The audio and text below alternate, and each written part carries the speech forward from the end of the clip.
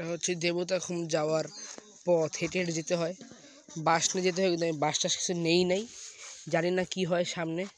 অনেক অবস্থা খারাপ, হাতে ব্যথা করতেছে। আব্বু আম্মু অনেক পিছনে আছে।